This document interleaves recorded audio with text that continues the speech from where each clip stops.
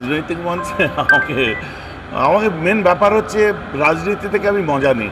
যখন নওশাদ আগিয়ে যাই, মানে স্পিচ করে বা সুন্দর সুন্দর লেকচারগুলো দেয়, সুন্দর কথাগুলো সাজিয়ে গুছিয়ে বলে, আমায় দেখে শুনতে খুব ভালো লাগে যে আমার বাড়ির একটা ছেলে এত সুন্দর করে বলছে।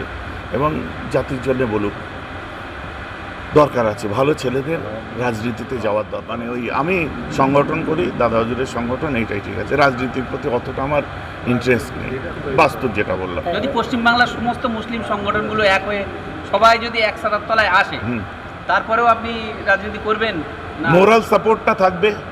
আচ্ছা। রাজনৈতিক তখন দেখবো যদি আমাকে কোনো মঞ্চে দাওয়াত করে, সেই মঞ্চটাকে আমি দেখবো, দেখে সেখানে বলবো। এবং তাদের জন্য আপনারাই যথেষ্ট। আজকে 10,000 লোক জোগাড় করতে পারে না, আর এখানে দেখুন তো কত মিলিয়ন জোগাড় করে বসে আছেন আপনারা। আপনারাই বলে না, মাঠে এসে চিৎকার করুন। যার কাছে আল্লাহ শুকর প্রতি সপ্তাহে 100টা মিডিয়া যায়, তাকে মাঠে কিসের জন্য যেতে হবে? আজকে গুরুত্ব দেয় বলেই তো যাই। জমিয়তুল উলামায়ে বাংলা আসামের সঙ্গী এবং পরিচালনায় পশ্চিমবঙ্গ উলামা বোর্ড, যে উলামা বোর্ডের রেজিস্ট্রেশন সম্পূর্ণ সেপারেট, কিন্তু আমরা একসঙ্গে দীর্ঘদিন ধরে কাজ করে আসছি এবং টোটাল আমাদেরই গাইডলাইনে এর কাজকর্মগুলো দীর্ঘদিন ধরে হয়ে আসছে। যেমন মুফতি, আপনার অনলাইন মুফতি, বহু মুফতি, ইনশাআল্লাহ আমাদের মুফতি সাহেবরাও আছেন তো এর মধ্যে। আমাদের অনেক মুফতি আমরা সমাজকে দিতে পেরেছি। তারপরে অনেক কারি দিতে পেরেছি। বাংলাদেশ থেকে আপনার অনলাইন ক্লাস হতো, বিভিন্ন বহুমুখী কাজ চলছিল।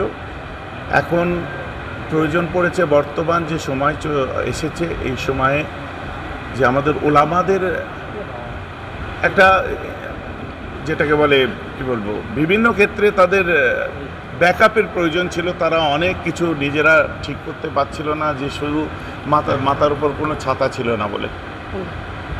বিভিন্ন আলেম ওলামাদের নিয়ে বিভিন্ন সংগঠন আছে, তো এই সংগঠনটাও বহু ওলামারা এসেছিলো, আপনারা দেখলেন। আলেম ওলামাদেরকে নিয়ে এই আপনার একত্রিত হয়ে আমাদের আগামী পথ চলা কীভাবে হবে, মুজাদ্দিদুজ জামান দাদা হুজুর পীর কেবলা রহমাতুল্লাহ আলাইহির দেখানো পথ অনুযায়ী চলবো, সেই সব নিয়েই বিবিধ আরও অনেক কিছু আলোচনা এর মধ্যে হলো। বাংলায় তো আরও সংগঠন আছে, এই সংগঠনের কাজ কী আছে? বাংলায় অনেক সংগঠন আছে, জমিয়তুল উলামায়ে বাংলা আসাম একটাই আছে, যেটা মুজাদ্দিদুজ জামান নিজের হাতে গড়েছিলেন। আর পশ্চিমবঙ্গ উলামা বোর্ড একটা আছে। আমাদের যেমন সোশ্যাল অ্যাক্টিভিটিস থাকে, ওলামা বোর্ডের যে মাদার জমিয়তুল উলামায়ে বাংলা আসামের পক্ষ থেকে আপনারা দেখবেন এবারে মাতৃসদন করা হচ্ছে ডানকুনিতে। ইতিপূর্বে আপনারা যেটা বিভিন্ন চ্যানেলে দেখেছিলেন, ওটা আমাদের জায়গাও আমাদের দিয়ে নেওয়া হয়ে গেছে। এবং বিভিন্ন সামাজিক কাজ, অ্যাম্বুলেন্স প্রকল্প, রক্তদান শিবির, আপনার বন্যা ত্রাণ, আপনার স্কলারশিপ দেওয়া, তারপরে আপনার সব রকম সব দিক, কতগুলো বলা সম্ভব না। আমাদের বিভিন্ন কাজকর্ম চলছে, যেগুলো চলবে ইনশাল্লাহ। অনেক আলেম ওলামারা দেখা যায় রাতের বেলা বিভিন্ন সময় সমস্যায় পড়ে, জলসায় করতে। রাইট। সেটার জন্য আপনারা কি? তার জন্য একটা ইনিশিয়েটিভ নেওয়া হয়েছে, যে আমাদের গভর্নমেন্ট অ্যাক্ট অনুযায়ী, মোটর ভেহিকলস অ্যাক্ট 1988, বুঝলেন, ওই কাগজটা দাও, আমাদের একটা পারমিশন করানো হয়েছে।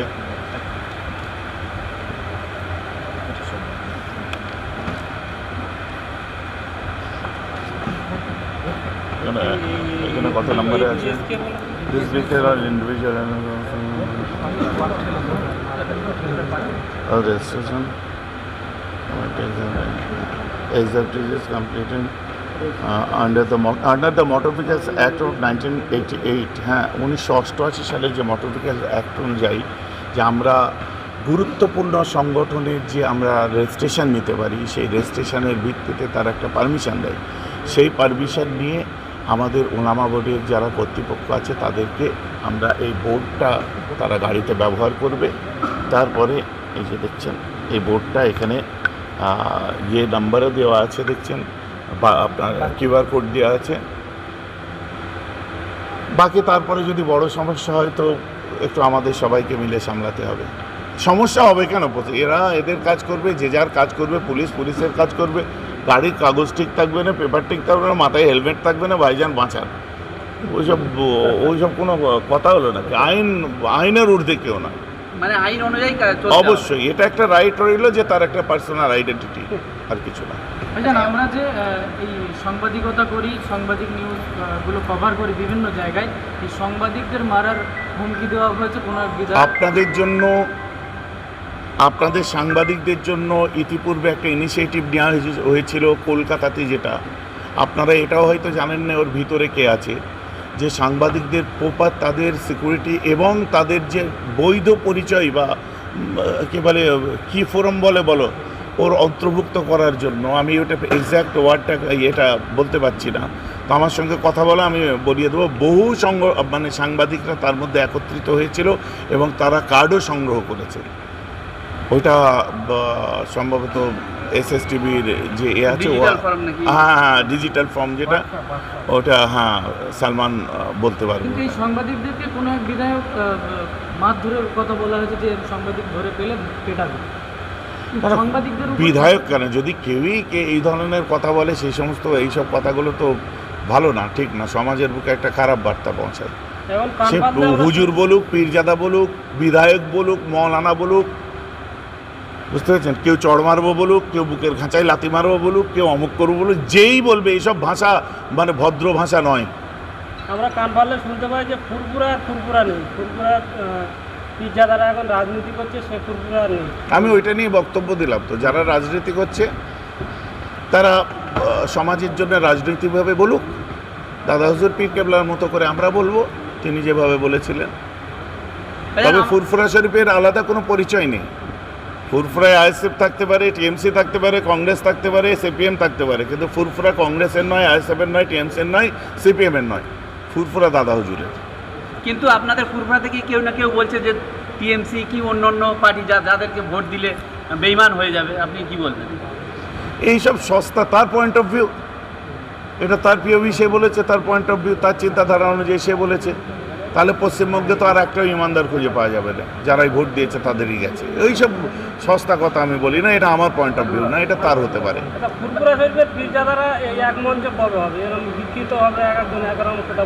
ধর্মীয় মঞ্চে ফুরফুরা শরীফের পীরজাদারা এখন একই জায়গায় আছে। রাজনৈতিক জায়গায় আপনি যে যদি বলেন যে আমাকে সেই মঞ্চে উঠতে হবে, সে আমি কাসেমের মঞ্চে উঠতে পারবো না, নওশাদের মঞ্চে উঠতে পারবো না, কারণ আমি রাজনীতি করি না। বাকি ধর্মীয় মঞ্চে এই তো কদিন আগেই দেখলেন ওয়াকআপ নিয়ে সব পীরজাদা একই মঞ্চে, কী হয়েছে? ও এক মঞ্চে আছে। আপনারা চশমাটাকে চেঞ্জ করে নিন। চশমাটা আপনার মনে করছেন কি মানে আমার মতো করে দেখলেই হয়তো ভালো হবে, না না, আপনি চিন্তা করছেন যে এক মঞ্চে হওয়া মানে আপনার 90-97 জন পীরজাদা পীর সাহেব মিলে একটা দলের মধ্যে গেলে তবে এক মঞ্চে হবে, না না, ওই সমস্ত রাজনৈতিক চিন্তাধারা মাথা থেকে বার করে দিন। যে রাজনীতি করছে তার ব্যক্তিগত মঞ্চে সে আছে, যারা দাদা হুজুর পীর কেবলার ধর্মনীতি নিয়ে চলছে আমরা একই মঞ্চে সবাই মিলে আছি। কিন্তু আপনাদের মধ্যে বিভিন্ন জন বিভিন্ন রকম বার্তা মানুষকে পৌঁছাচ্ছে। শুনুন, নওশাদের যে অগ্রণী ভূমিকা ওয়াকআপ নিয়ে বিভিন্ন ক্ষেত্রে আমি কুর্নিশ করি নওশাদকে,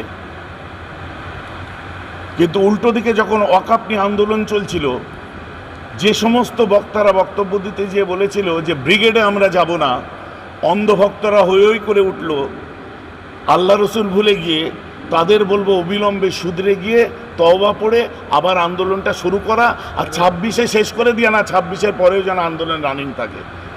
এ কথা শুনলে অনেককে খারাপ লাগবে, ও বানান ঠিক করে করতে পারে না, কমেন্ট করছে অন্ধভক্তের দল। সব রাজনৈতিক কমেন্ট আমি চোখেও দেখি না, আমাকে কেউ দেখায় আমি হাসি, যেটা বাস্তব সেটা সত্য কথা বললাম, চোখে চোখ রেখে বললাম। অনেকেই চর্চা করছে 26-এ বিধানসভায় কি পীরজাদা মেহরাব সিদ্দিকী ভাইজানকে রাজনীতির মঞ্চে দেখতে রাজনৈতিক মঞ্চে আমাকে মেন ব্যাপার হচ্ছে রাজনীতি থেকে আমি মজা নিই। যখন নওশাদ আগিয়ে যাই, মানে স্পিচ করে বা সুন্দর সুন্দর লেকচারগুলো দেয়, সুন্দর কথাগুলো সাজিয়ে গুছিয়ে বলে, আমায় দেখে শুনতে খুব ভালো লাগে যে আমার বাড়ির একটা ছেলে এত সুন্দর করে বলছে, এবং জাতির জন্য বলুক। দরকার আছে, ভালো ছেলেদের রাজনীতিতে যাওয়ার দরকার আছে। আপনি কি আগামী দিনে রাজনীতিতে যাওয়ার পরিকল্পনা নেই? না, আমার মানে ওই আমি সংগঠন করি, দাদা হুজুরের সংগঠন, এইটাই ঠিক আছে। রাজনীতির প্রতি অতটা আমার ইন্টারেস্ট নেই, বাস্তব যেটা বললাম। যদি পশ্চিমবাংলার সমস্ত মুসলিম সংগঠনগুলো এক হয়ে সবাই যদি এক ছাতার তলায় আসে, হুম। তারপরেও আপনি রাজনীতি করবেন না? মোরাল সাপোর্টটা থাকবে। আচ্ছা। রাজনৈতিক তখন দেখব যদি আমাকে কোনো মঞ্চে দাওয়াত করে, সেই মঞ্চটাকে আমি দেখব, দেখে সেখানে বলবো, এবং তাদের জন্য আপনারাই যথেষ্ট। আজকে 10,000 লোক জোগাড় করতে পারে না, আর এখানে দেখুন তো কত মিলিয়ন জোগাড় করে বসে আছেন আপনারা। আপনারাই যথেষ্ট এর জন্য। ওই যে বলে না, মাটি এসে চিৎকার করুন। যার কাছে আল্লাহ শকর প্রতি সপ্তাহে 100টা মিডিয়া যায়, তাকে মাঠে কিসের জন্য যেতে হবে? কোনো প্রয়োজন নেই। আজকে গুরুত্ব দেয় বলেই তো যাই। 100টা বাজে কথা, বাজে কমেন্ট করুক, ওর মধ্যে একটা দেখবেন ইন্টেলেকচুয়াল কমেন্ট। আমার ওইটাই তো কাউন্টের মধ্যে। আমি কোনো রাজনৈতিক দলের মতো বলতে পারবো না, তবে যারা ভালো কাজ করছে অবশ্যই কুর্নিশ করব তাদেরকে। আপনি কি ভাবছেন যে আমি মানে ওই কী বলে গা ঘষাঘষি এখন হুজুর বার হয়ে গেছে না, লাফালাফি করা হুজুর বার হয়ে গেছে, একবার এদিকে একবার ওদিকে একবার সেদিকে করছে, আমাকে কি ওই খাতায় বিচার করছেন নাকি? সেদিনও বলেছিলাম, আজও বলছি, যেটা ভালো লেগেছে ভালো লাগাটাকে ভালো লাগবেই। ক্যানিংবুর্গের বিধায়কের দাবি হচ্ছে 95% মানুষ ফুরফুরামুখী আর হচ্ছে না। 94টা বিধায়ক আছে, তাদের কাছ থেকে এর উত্তর নিন। 294টা বিধায়কের কাছ থেকে উত্তর নিন। বিধায়কের কথার উত্তর বিধায়ক দেবে, পীরজাদা পীর সাহেব কেন দিতে যাবে? এইভাবে বলছে যে ফুরফুরামুখী মানুষ আর হচ্ছে না, ফুরফুরা যেতে যাচ্ছে না। 294টা বিধায়কের কাছ থেকে এর উত্তরটা নিন। আমাকে কেউ বলে দিল ফুরফুরায় লোক আসছে হচ্ছে না, বাস আমাকে এখন স্লিপিং পিল, ঘুমের ট্যাবলেট খেয়ে ঘুমাতে হবে, এইসব অত ছোট জায়গা থেকে ভাবি না। তো ওয়াকাফ নিয়ে আপনারা কি আন্দোলন করবেন? ওয়াকাফ নিয়ে চলছে অলরেডি, এক ধরনের তো বন্ধ হয়ে গেছে বললে চলে। ওইটাই তো আমার বক্তব্য। ধিমিয়ে যাচ্ছে, বন্ধ হচ্ছে কেন? মিলন সংঘ মাঠে লাস্ট প্রোগ্রাম করেছে, তারপর থেকে এখনও করা হয়নি। এখন আই লাভ মোহাম্মদ এসছে, হট কেক, নবীর ভালোবাসার মানুষেরা ময়দানে বার হচ্ছে, আলহামদুলিল্লাহ বার হোক। কিন্তু এই আন্দোলন, যতগুলো আন্দোলন আছে, এমনুয়েল ম্যাক্রন থেকে তসলিমা থেকে অনেক কিছু দেখেছি, 26-এর পরেও যেন এইভাবে চলে। যে কেন্দ্র সরকার যে উম্মিদ পোর্টাল যেটা লঞ্চ করেছিল, তার সময়ও তো শেষ হয়ে আসে, 6 মাসের সময় ছিল আর বেশি নেই। দেখুন, ইন্টেলেকচুয়ালি ভাবতে হবে মানুষকে। মানে মূল স্রোত থেকে দূরে সরে গিয়ে আমার অধিকারের জায়গায় আমি ভাতের থালা পাচ্ছি না আর আমায় খেতে দেয়নি, আমার অধিকার আমাকে ছাড়লে হবে না। সে সেন্ট্রাল দিক আর রাজ্য দিক, কেউ দয়া করে দিচ্ছে না, আমার অধিকার আমাকে দিচ্ছে। নামাজ কাজা হয়ে যাবে। ভাইজান একটুখানি বলছি, আপনাদের এই যে ওলামা বোর্ড, এই ওলামা বোর্ডে এখন পর্যন্ত কতজন আলেম ওলামা? ওটা আমানুল্লাহ সাহেব বলে দেবে, ওটা উনি দেখেন। আমার সাথে।